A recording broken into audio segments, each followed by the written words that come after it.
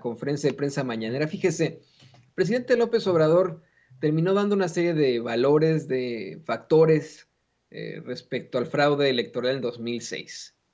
Esto va mucho a colación con lo que le preguntó desde temprano Dalila Escobar, la corresponsal de Proceso. ¿Por qué se lo digo?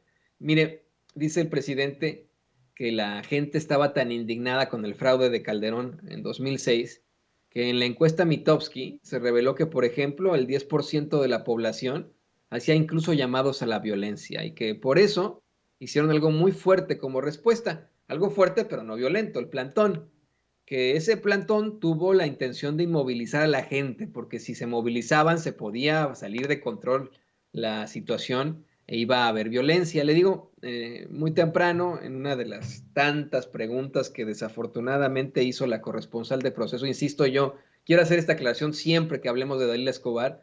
Por supuesto que los periodistas, los corresponsales, tenemos que estar pendientes de la información, tenemos que hacer lo que se pueda para obtener la mayor cantidad de información, pero también hay algo que se llama ética periodística.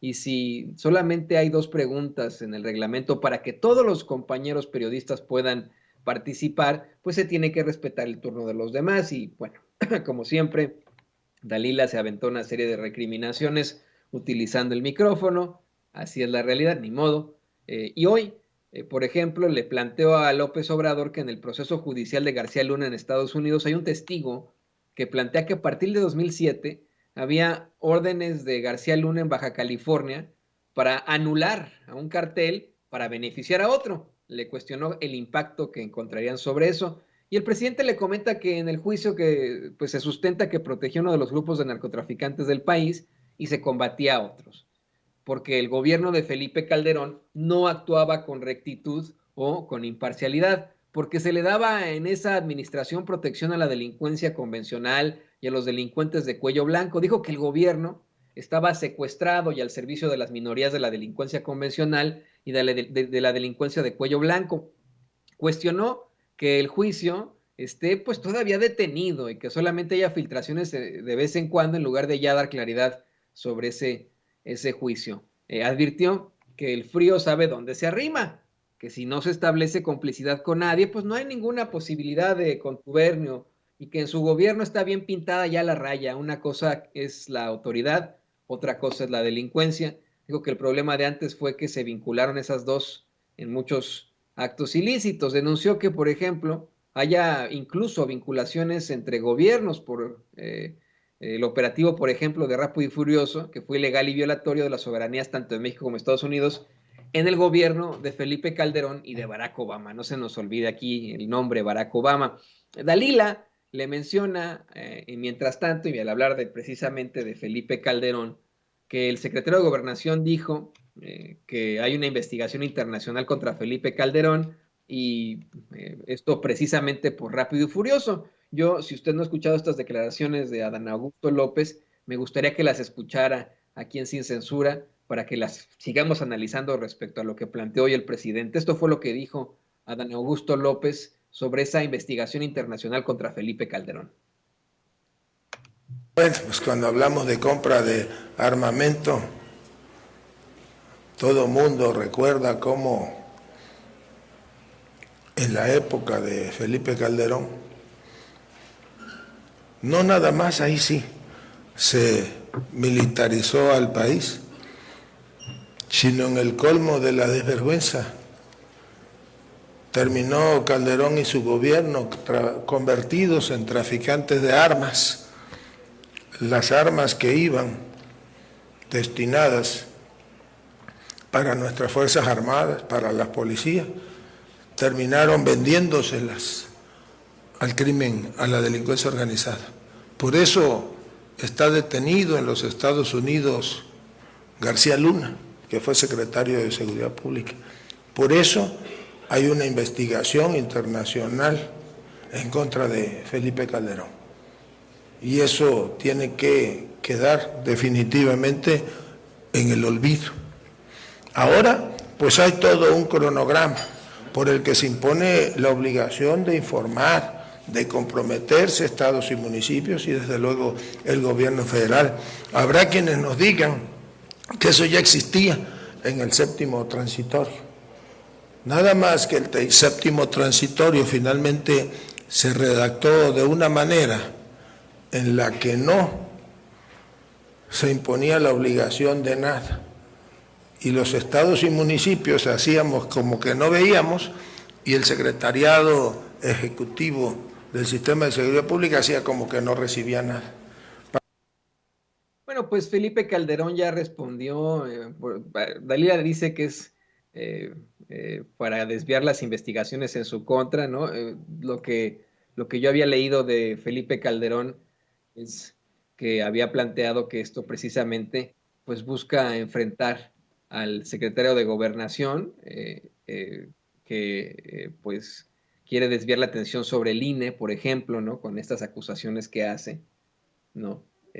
Así de sencillo, pero bueno, ahí lo plantean los dos, ¿no? Felipe Calderón y Dalila Escobar en la conferencia de prensa mañanera, ¿no? Es interesantísimo cómo es que a lo mejor sí tenemos un corresponsal o una corresponsal haciendo planteamientos, pero no solamente es ese corresponsal o esa corresponsal, son muchas personas detrás. Bueno, el presidente le comenta a Dalila que no tiene más información más que esa sobre Rápido y Furioso, la información que es de dominio público, que de que existió y que se enteró el gobierno de Felipe Calderón, de Rápido y Furioso, de eso no hay duda. Dice que no sabe si está vigente esa investigación a Calderón o ya le dieron carpetazo acá en Estados Unidos porque involucra a los dos gobiernos, al de Calderón y al de Barack Obama. Y que pues no solamente es un asunto de la delincuencia, que desde luego pues debería haber una investigación sobre las vinculaciones ilícitas en los gobiernos de Calderón y Barack Obama.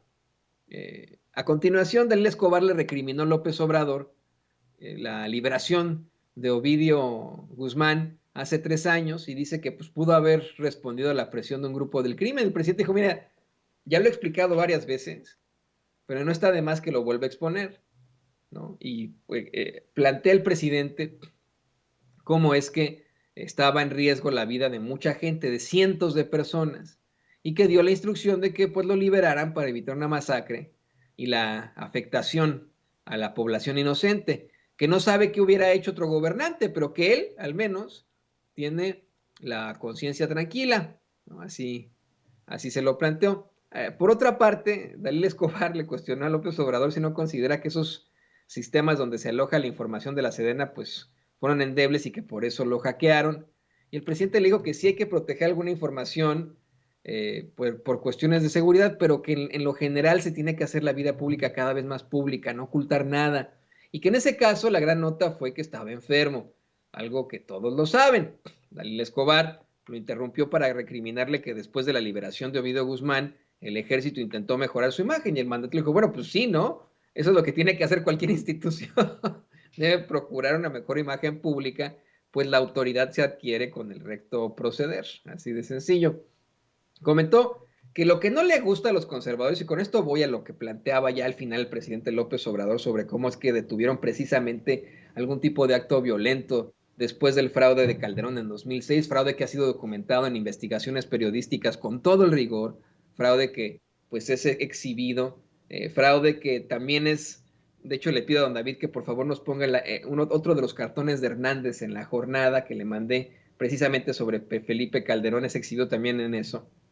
Recordará usted que Felipe Calderón en este foro de la ultraderecha, en este foro fascista en Madrid, aseguró que se iba ya a morir la democracia en México en un mes, ¿no? Pues ahí está pues este cartón también magistral de Hernández, ¿no? Dice, el próximo mes se podría morir la democracia en México por 0.56%, que es por lo que supuestamente ganó las elecciones. Ni siquiera un punto porcentual, fue 0.56%. Y el presidente dice que ante este fraude no le gusta a los conservadores, pero que va a seguir recordando que pues Felipe Calderón es el comandante Borolas, que llegó a Uruapan, Michoacán, con uniforme militar, y que el gobernador de ese entonces estuvo a punto de preguntar dónde está el presidente, que ya después cuando se fueron a Tierra Caliente, el gobernador le preguntó a Felipe Calderón si no se iba a quitar la casaca militar por el calor que hace, y que Calderón le dijo que no, pues que así se bajó a declarar la guerra, ¿no?